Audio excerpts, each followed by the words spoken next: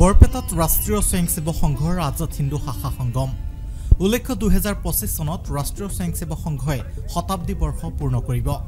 এই উপলক্ষে আজি নেতাজী সুভাষ চন্দ্ৰ বসুৰ জন্মদিনৰ লগত সংগঠিত ৰাখি বৰপেটাত ৰাষ্ট্ৰীয় স্বয়ংসেৱক সংঘই আজাদ হিন্দু শাখা সংগম অনুষ্ঠিত কৰে। বৰপেটা জিলাৰ বিভিন্ন প্ৰান্তৰ পৰা 82টা সংঘৰ শাখাৰ প্ৰায় 1300 স্বয়ংসেৱকে অংশগ্ৰহণ কৰে এই বিশেষ অনুষ্ঠানত। শতাব্দী বৰ্ষৰ আগমুহূৰ্তত জিলাৰ শাখাক এক স্থানত একত্ৰিতকৰণেৰে আজাদ হিন্দু শাখা সংগমৰ কাৰ্যক্ৰম সম্পন্ন কৰে।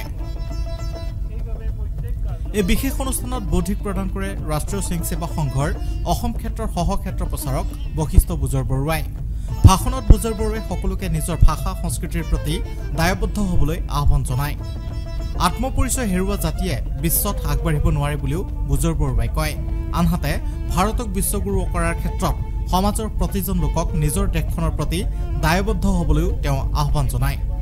আজিৰ কাৰ্যসূচীত সুন্দৰদিয়া সত্ৰৰ ডেকা সত্ৰাধিকাৰ নিৰ্মল অধিকাৰী, পাটবাউসীৰ দামোদৰ সত্ৰৰ সত্ৰাধিকাৰ ভাস্কৰ জ্যোতি গোস্বামীও উপস্থিত থাকে।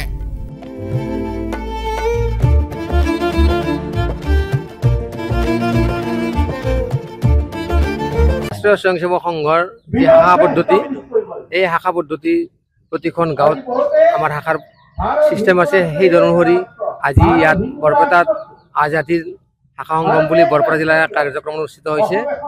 আমাৰ ৰাষ্ট্ৰীয় স্বয়ংসেৱক সংঘৰ শাখা পদ্ধতিসমূহ আমি ৰাইজৰ আগতে মুকলিকৈ প্ৰদৰ্শন কৰাৰ কাৰণে বৰপেটা জিলাৰ বিভিন্ন স্থানৰ পৰা শাখাসমূহ আহিছে। এই শাখাসমূহৰ মুঠ 82টা শাখা ইয়াত উপস্থিত হৈছে আৰু এই শাখাৰ জৰিয়তে আমি ৰাইজসকলৰ মাজত প্ৰদৰ্শন কৰিছোঁ যে আমি শাখাত কি আমাৰ কাৰ্যক্ৰম হয়, সেই কাৰ্যক্ৰম অনুযায়ী ৰাইজসকলে যাতে অৱগত হয়। ৰাষ্ট্ৰীয় স্বয়ংসেৱক সংঘৰ যি কাৰ্যপদ্ধতি, সেই কাৰ্যপদ্ধতি সম্পৰ্কে যাতে কিছু জ্ঞাত হয়।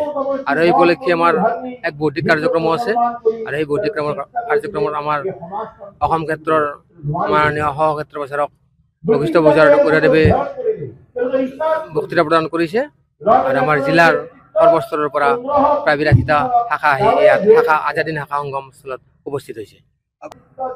আজাদীন শাখাৰ যি সংগম, এই যিটো ধাৰণা, এই ধাৰণা গোটেই উত্তৰ অসম প্ৰান্ততে হ'ব, কিন্তু বৰপেটা জিলাত প্ৰথম হৈছে যে বৰপেটা জিলাই আজাদীন শাখা সংগমৰ যিটো ধাৰণা, এইটো ধাৰণাই লৈ বৰ্তমান আজি ইয়াত সংঘবদ্ধ হৈছে। আৰু প্ৰান্তৰ বিভিন্ন জিলাত হয়তো তেওঁলোকৰ নিজাববীয়া নাম থাকিব, কিন্তু আমি বৰপেটা জিলাৰ আজাদীন শাখা সংগম বুলি এই অনুষ্ঠানটো আমি অনুষ্ঠিত কৰিছোঁ।